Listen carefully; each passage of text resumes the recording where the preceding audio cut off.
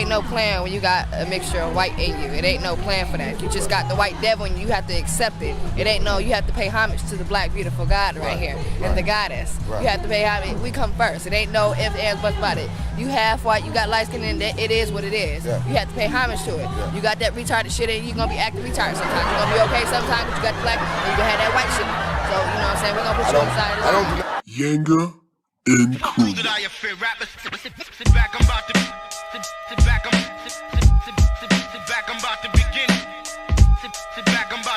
Yanga and Nkrumah.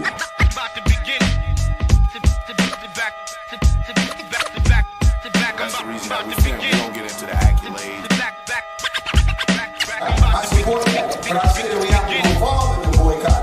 We have to offer the people an alternative. From the beatboxing, DJ Styles, they coming through. Nah, seriously, he's for the people. Hate on anybody. We allow them to sit back and hate themselves. You see what I'm saying? And we watch them crumble while we out here trying to do for the people. All powers to the people and all powers to black people. Yanga and Nkrumah. So we back at you, man. Your boy Yang out here again with Noble. One of the things I want to talk about, so where does black supremacy go from here? I know I heard you talking about the long-term objective and goals, but I mean, where do you go from this point? You know, we see the steps and the progress you're making on educating the people. Is there any programs or social training that we're starting to prepare the people for these conditions and the change of government?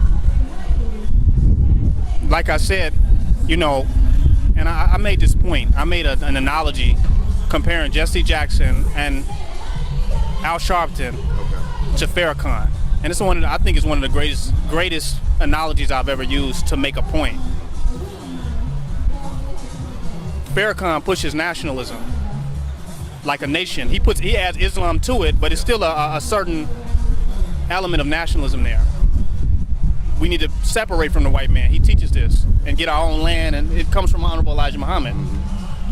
Jesse Jackson and Al Sharpton mobilizes on situations that are going on that affect black people in order to raise national attention and to put pressure on the political system. Those are two different strategies. My point in bringing that up is this a question of what are the people ready for? Black supremacy objective is to survive and broadcast to people who are ready for what we have to offer. I can talk separatism, I can talk guerrilla warfare, I can talk nation building, I can talk independence, but until the people are ready up for it, I'm just talking. So there's no program on the table but preparation for the type of social settings that are going to be perfect for people to come in the true enlightenment of who they are. You follow where I'm going with that? I do follow where you're going with that. Because, I mean, that's why Farrakhan hasn't done it. Because the people want, if I can go to Ferguson right now, we can put a little army of men together and go to Ferguson and say, we're going to tear up Ferguson and put a new system there. We're going to go to Baltimore and tear the system up. Now, I'm from Chicago, so I can't go tell them what they need to do in Baltimore. Right. I can't go to Ferguson and tell them what they need to do. So that I can't put a plan on the table for them. But what I can do is continue to make sure that I enlighten them and get this information out so that when they are pushed to the point of needing a plan, then one is on the table. I can put the information out there so that they can grasp it at a point when they need it.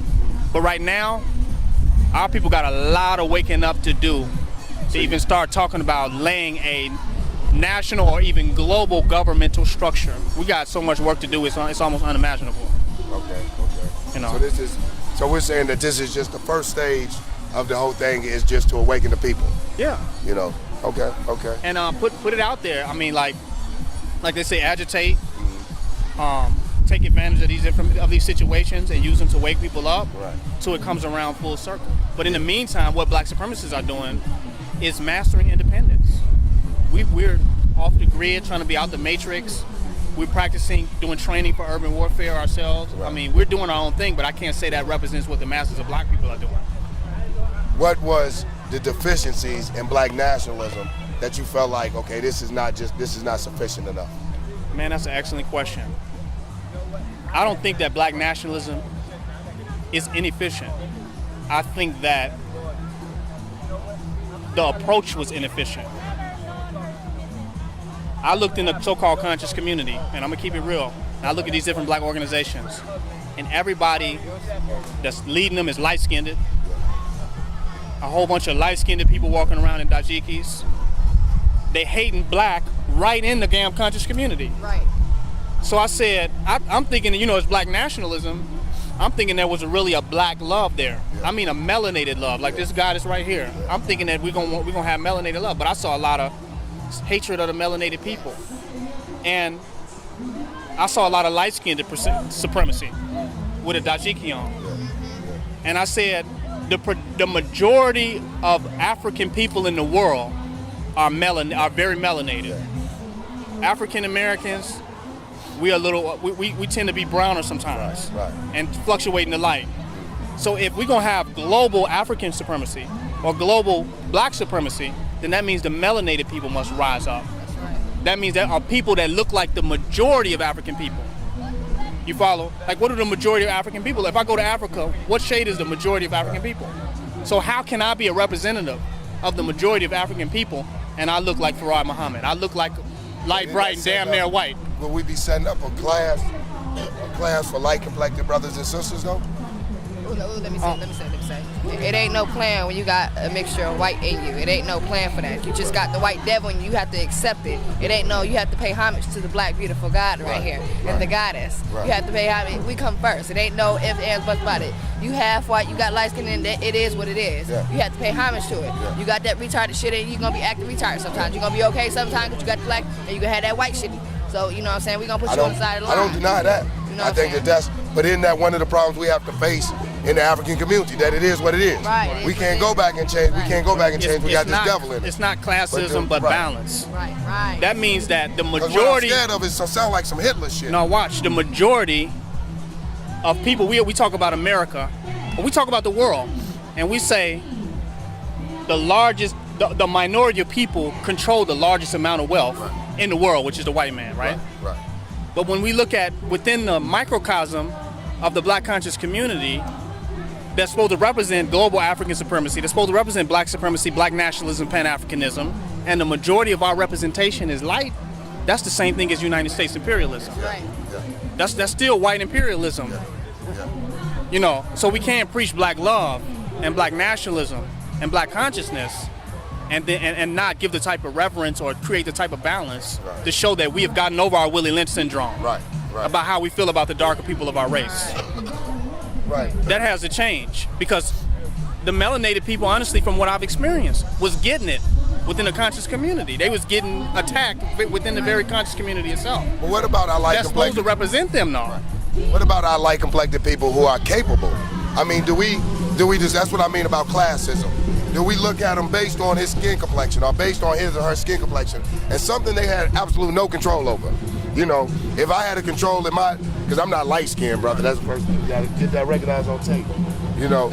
Let me be honest, though. Yeah. The white man has no control over his skin complexion. He uses the same argument. Exactly. I'm not saying attack the light-skinned people of our race.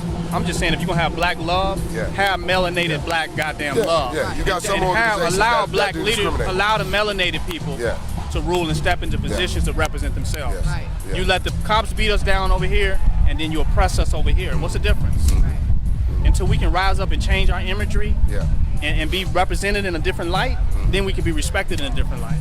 I can feel that. You know. You have something you want to add to that? We got young children that, you know, they hate themselves because of the dark skin they are, you know what I'm saying? The nappy hair they are, you know what I'm saying? And it's not the fact that we're trying to be racist or we're trying to hate the lighter skin, but we have to actually pay homage to who came first. Yeah. You know what I'm saying? And, you know, just for the little kids, you know what I'm saying? Because they hate it at times, you know what I'm saying, what they see on the TV, it ain't what they see in the mirror.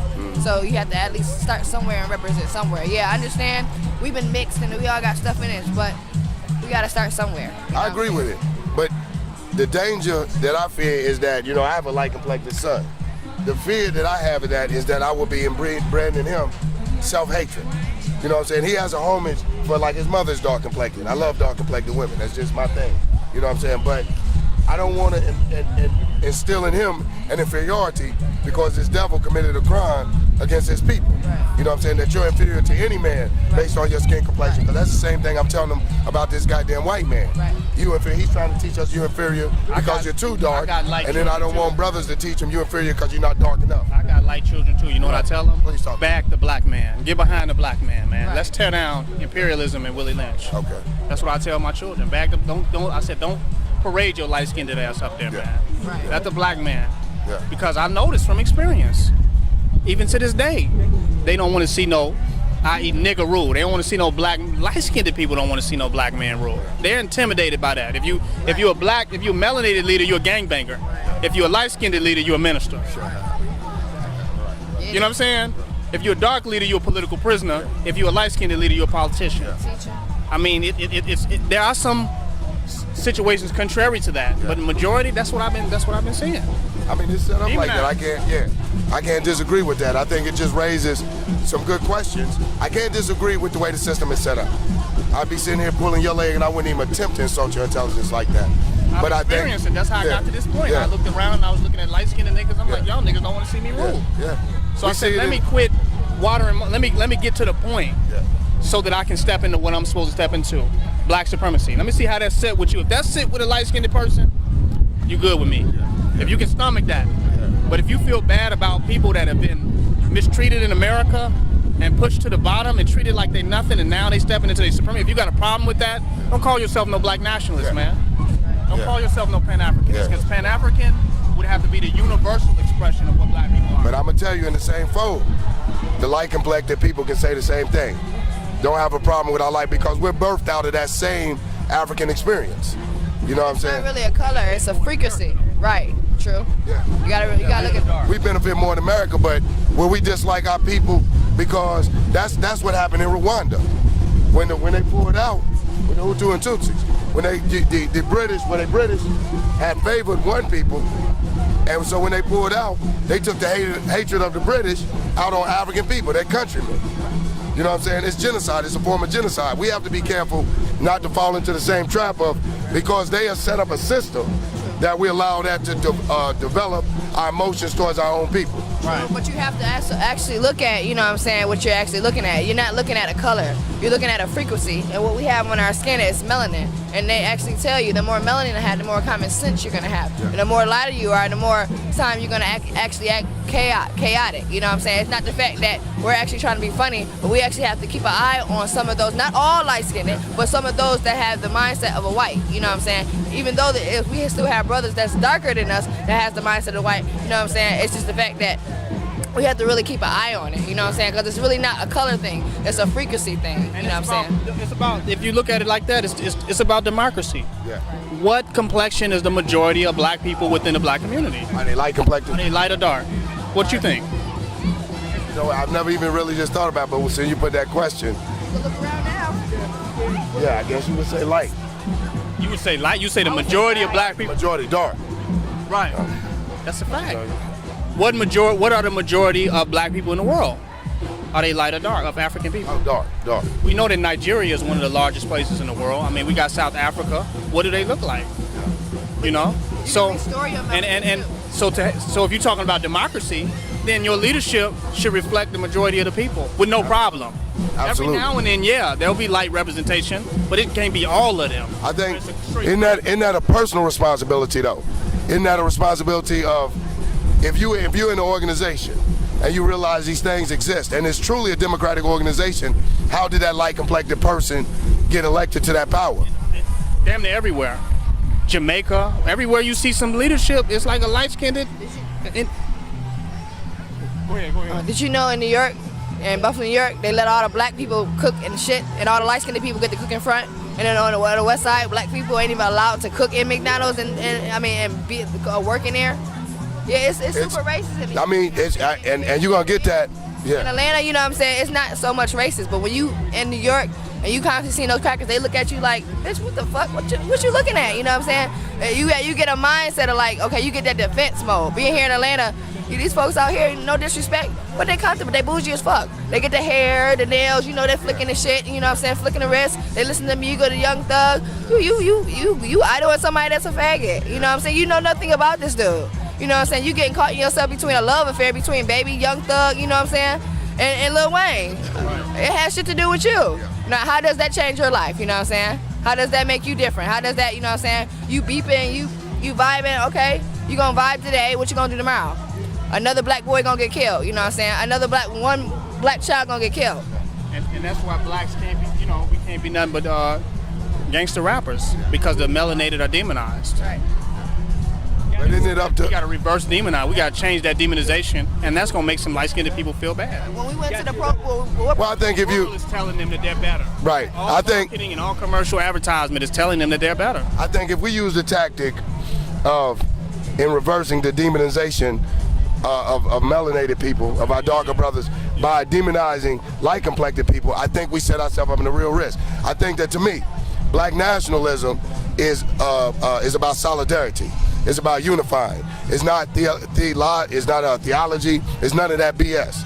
It's about our problems that we're facing as black people, and if we don't unify, we're not going to be able to shake them. But you got problems based on being melanated that a light-skinned person might not have those particular problems. And I feel your pain. Those problems might not even allow you to get to being able to present a solution to the whole, unless you address those problems. Exactly. We went to the protest in Atlanta that came up. You know what I'm saying? The little light-skinned girl that had the thing, the little show, you know what I'm saying? She got finished, and I couldn't even get the blowhorn to, you know what I'm saying, say what I want to say. Yeah, I said, fuck white supremacists, fuck police. I screamed this shit out, because I couldn't have a blowhorn. Oh, but you can have, that little blonde shit in your hair and be light-skinned, they be regular. Nigga, you ain't even from the United States of America. Fuck you, man. You know what I'm saying? What did you do in the protest for? Y'all ain't want to put the camera on me, you know what I'm saying? Y'all ain't want to give me the blowhorn, so you know what I'm saying, you can hear the real truth. That's where your like you're saying, that's where your ideology is going to come in. I think we unify on the same goals and same objectives. If you know I got a sickness, you know what I'm saying, you can't get mad. If I'm coughing and sneezing, don't get mad at me for having the symptoms. Let's look at the cold. Let's look at the cause. Let's look at the flu. We know white supremacy. We know the white supremacist power structure has made it how it is. But me as one, as someone that might be considered, I'm pecan 10, someone might be considered during the spectrum. I know I'm off. I would even agree with some of the psychological issues that, a theory of black people. But I don't think it should exclude me from empowerment, from being empowered as a black person. I'm not going to shake the shackles off some cracker to put some brother because he's darker than me. And he may not be most qualified. You know what I'm saying? His skin complexion, I'm from the hood and went through. Then if that's the case, that will make you worse than a white man. Because the white man understood that, and that's why he allowed affirmative action. So he could push 6 white people out the way so that one black person to make sure they get representation. That's a fact. So that means he was willing to work harder to find a qualified black person to make sure they have proper representation in a balanced society. So it's not discrimination against light, but just making sure that the melanated have proper representation. That's all. Oh, absolutely. And we believe that. You know what I'm saying? But I don't think that we can blame the people for a system. I agree with you. I think that if you have an opportunity to help any of your brothers and sisters, that you should take that opportunity. And I think that we should honor our divine blackness. But to teach a form of inferiority based on your lack, like I said, I don't teach inferiority to my children based on the limited melanin they may have compared to a cracker. So I can't teach inferiority based on someone's melanin. It's going to be that if he can outfight you, outclimb you, if he's the best man or woman for the job, they're the best man and woman for the job. And that the black experience in America is a unique experience. I'm a revolutionary Pan-Africanist, but I understand that the black man in America, brother Noble and sister, is birthed out a whole new unique experience. And I think that we have to view ours as such. And so, as I do see what you're saying, what I'd like a little more insight on is, are we saying, I think I do see you saying that light-complected people are inferior, but should they establish a class for themselves and move out of the way for darker people? For the record, I'm not saying that light-skinned people are inferior. I think there are certain deficiencies to being light, as though we see today there are social deficiencies and handicaps to being melanated. We cannot deny these things. But to come up with an ultimate idea of inferiority for a person based on certain descriptions, I think is not logical. It's not rational. Right. For me to completely place you as inferior because of some deficiencies that you may have as a person. So no, I'm not saying that lighter skinned people are inferior, but I'm saying that they're gonna have to stomach the idea of black supremacy, of melanated people being in power. They're gonna have to stomach that if they truly are about Pan-Africanism and about black nationalism. That's all I'm saying. Now, inferior, no, I wouldn't say that they are inferior at all. Black supremacy means it covers every person of every shade. If you black, goddamn it, black supremacy. But you can't acknowledge black supremacy and have a problem with melanated people, where you're taking the white man's view on melanated people, and you're advancing in society, okay, not because of your blackness, you're advancing because your likeness to the white man, thus supporting white imperialism.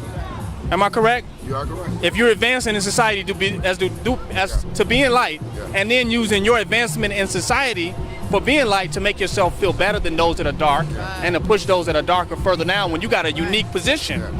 You know, not to remove, and I understand when like people say they're treated unfairly by melanated people.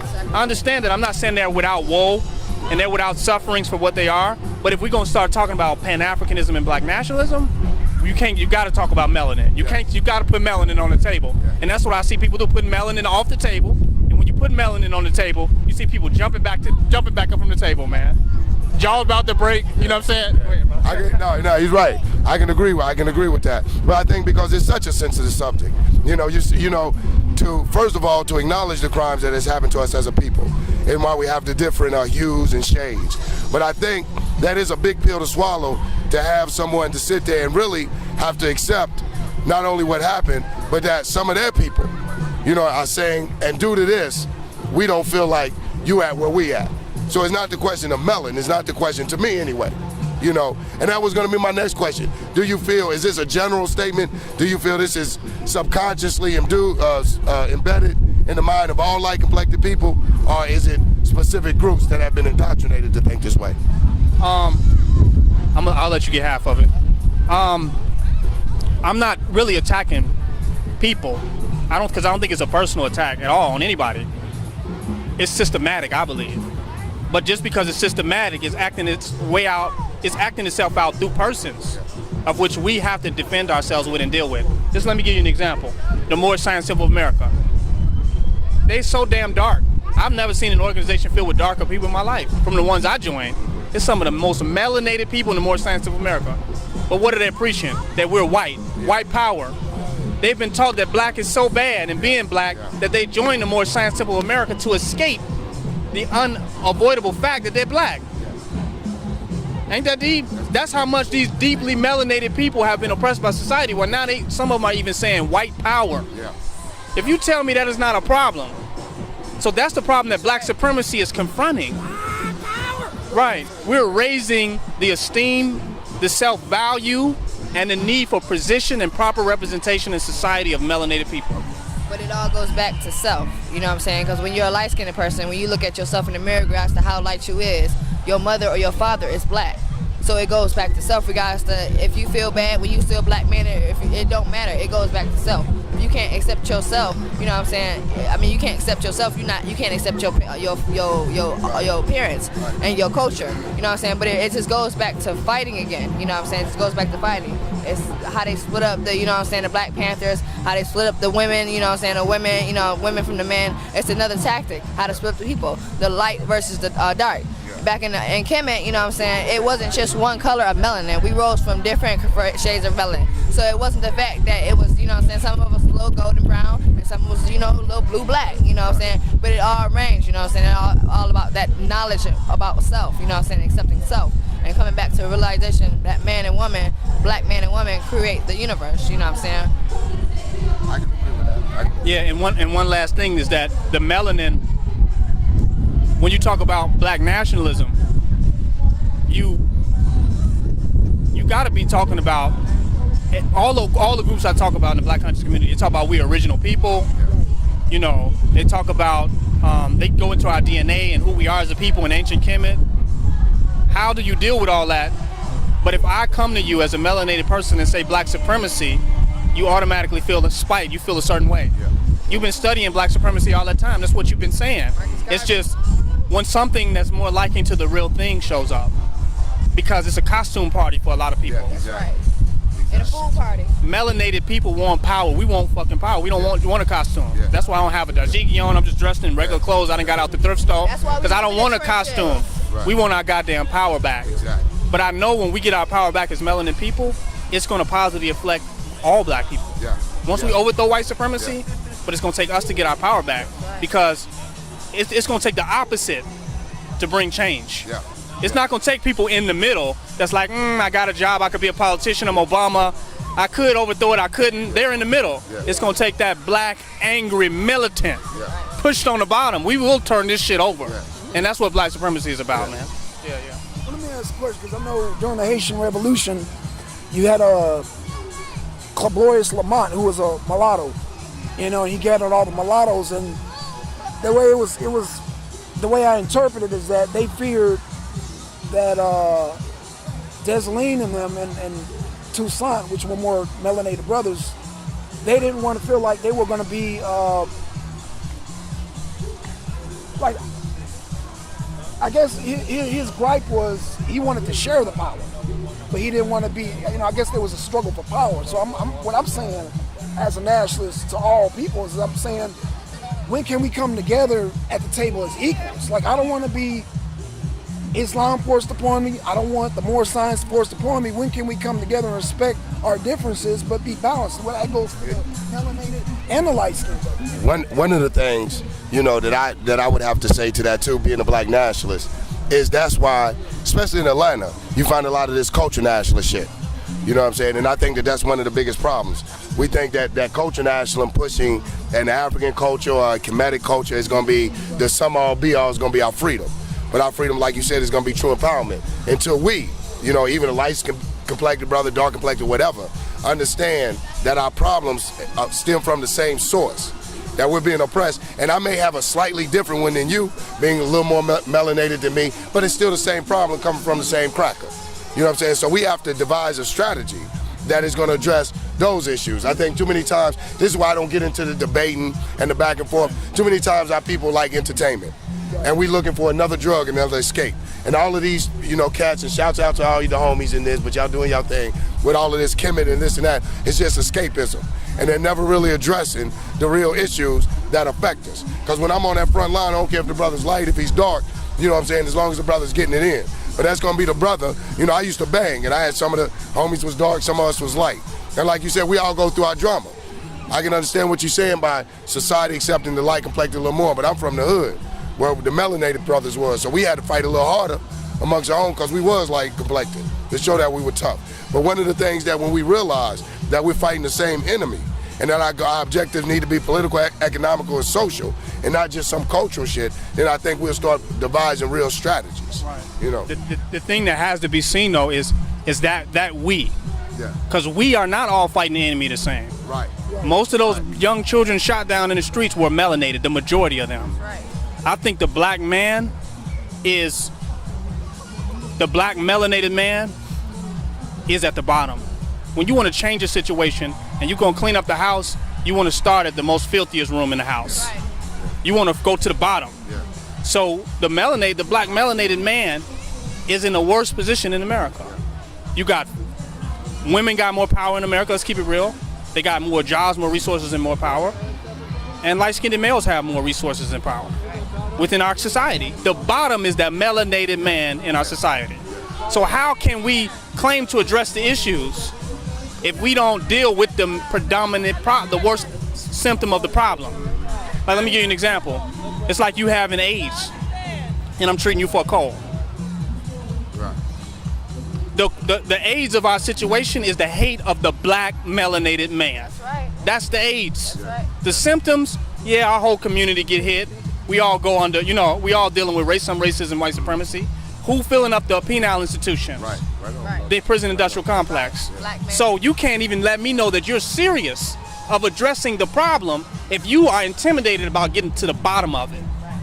And that's for women too. It's like, if you can't see that the black man, I always say that, it's not just the women too. We live in a matriarchal society within our community with our women. They can't stomach a black man being in power. What's that black man, melanated man getting power? Calling the motherfucking police. Huh? Am I lying? Black supremacy. You are definitely a gangbanger. But I know when we get to the root of the problem, it'll change for all shades and facets of the situation.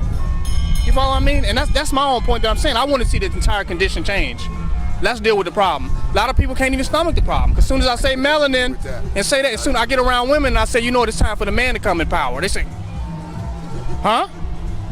Because what? They're doing good in America. If I tell the light-skinned person, we're going to tear up America. Obama's not having a problem with America. He's going to get a job. The talented tent, right? The talented tent is doing fine in America. So if you want to change it, you must go to the most radical aspect of it. You must go to the most destitute, the most attacked part of it. And when you can appeal to that group, then you can turn it over. Everybody else sitting pretty good, man. That's true revolution. I mean, there you have it, the arena, and I can't even disagree with that. I mean, you know, when you look at the root of the problem, the melanated brothers and sisters are being demonized. I think back to that time life when OJ, Trayvon, they had OJ looking like the negative. You know what I'm saying? And they lightening up Dr. King. Every time they get a new picture, Dr. King then got a little bit lighter. Brother, man, I really appreciate you sharing that with us. You know, even I mean, I can't. You really, when you think about it, you can't really refute that. If you're going to address and it may be a bit of pill for people to swallow, but if you're going to address the issue, the dark brothers and sisters are being demonized and are being discriminated against. My brother is a darker than me because my father's dark. You know, I take after my mother, and I've seen it all through my life. You know what I'm saying? Treated differently, talked to differently, even approached differently. You know what I'm saying? So you can't, if you're going to address the issues and address the problems that face us as Africans here in America, we have to address that. So I definitely appreciate you sharing that with us, Brother Noble. Sister, I didn't get you a jump on in there. I like to ask this young brother here, what do you watch on TV? This young you. What do you watch on TV? Tell the camera what you watch on TV. Say your name, homie. Man. What you watch on TV? What's your favorite show on TV? Everybody's. Huh? Everybody's. Everybody, what's that? What's everybody's about? Dogs. But what do dogs do? They can talk. Okay, what else they can talk? What else they do? They smart. They smart. What you learn on that show? That's Man, one of the ones school my sister. He's one of the little homies, the little cubs we be messing with from the hood. Yeah, Man. Like I said, people, we need some help. They got shows on these, you know. I got you in a minute, bro. I got you. But anywho, like, listen, we need some help. Our kids watching some damn shows about some dogs, you know what I'm saying, talking. What is we learning? You know what I'm saying? Come on. Perfect example, SpongeBob. SpongeBob is a man. Patrick is a man. Come on, what fuck you mean? No. And our babies is what fuck you mean? No. But y'all niggas wanna come out here, y'all wanna party, y'all wanna have a celebration. Y'all celebrating. What the hell y'all celebrating? Cause I could've sworn we were still slaves. That's okay. In a couple months, we're gonna be celebrating the 4th. 1776. We're celebrating the Illuminati. Fuck you mean? You celebrating something you don't even fucking know. Yeah. You don't even know. Independence Day for what? What we independent for? What is we free for? Come on now. And the sister. What is we free for? Cause I'm gonna be burning some shit up come 4th of July. If I'm be free, I'm be free for real. I ain't gonna be shooting up no motherfucker. I don't wanna point the firecrackers towards some police cars. Shit, fuck police cars. Shit, fuck all the bullshit. Sometimes we gonna get but I ain't gonna have to put on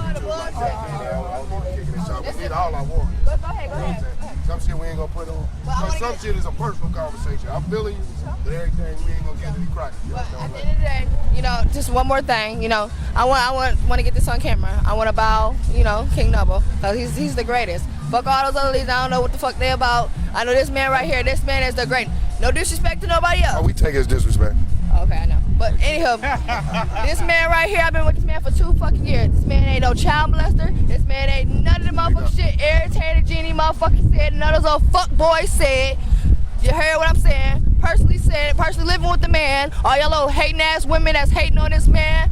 Listen, he gotta go to dick. I'm telling you. I ain't never had none. This is his wife right here. I ain't never had none. No, that's not me in the motherfucking picture. But this motherfucker right here, this the truth right here. When I tell you this nigga got soldiers, true soldiers. I don't know what nobody else is doing, but this man is proving a point. You hear what I'm saying? We are living We not supporting the white man system at all. What we doing, you know what I'm saying, it's off. Wait a minute here. Big up. You Spot here. Now, King Noble, do you share this power? I know they call you king. Until we come into power as a people, I have no power to share, man. Look at our condition, man. Any black man that can say he got power is not telling you the truth. I got strategy, I got tactics, I got compassion, I got patience, but power is something that we've yet to really totally harness as a people. Yeah, I feel that. So there's people sharing power with me. Maybe they sharing something with me. Right, especially if it's about the people. We like what the sister said. One of the things that the sister pointed out, and we have to say, which was deep in wisdom, coming here. I've never seen this until I moved to Atlanta. You know, coming down from Cleveland, coming where it's multicultural, you see white people, this and that, is the level of neocolonialism. I studied the word, never knew what it meant, that the people who have been oppressed by oppressors would emulate the oppressors, would be in fact be worse than them, until I moved to Atlanta. They got Thomism, we call it Thomism. They got Thomism down here like hell. So like the sister said, a lot of what you see is from the bourgeoisie elitists, you know, coming through. In Atlanta, you're dealing with a lot of classism. You know what I'm saying? And that's why the whole black nationalist thing down here is taking a little harder, taking a little longer to take hold, because you got the culture nationalists who are the bourgeoisie elitists, and they don't want the masses, the homies, the bangers, all these people that we as the People's Party of Panther out here talking to the proletarian, the mass of the people, they don't want them empowered. And now to add a new gender to that, our melanated brothers, you know what I'm saying? I'm always advocating for the downtrodden, but especially our melanated people. So what you see out here is just that, an affair of, and you know, congratulations to us people doing the unity thing, but it's an exercise in black capitalism. I see more vendors than I actually see more people walking around and more education and more things being put out. We just got to keep it real for what it is. But that's the difference between ideological nationalism and true black nationalism. Yeah, that's right. There's a true black nationalism that we have as a people. I think what you see out here is ideological. Yeah. True nationalism is when your neighbors is like, they came looking for you, they didn't look like they was the right people, so I didn't tell them where you was at. Right. That's real nationalism. Nationalism is when you look out for your brother and your sister, no matter what. You have integrity to your people. It's not how many books you read, how many dajikis you got, how many festivals you went through, how many DVDs you got, but when you have common compassion that you're willing to render to the next man that look like you, that's what black nationalism is at the end of the day, man. Absolutely. You know, and that's, wrap it up, and that's our cultural, and that's the aspect of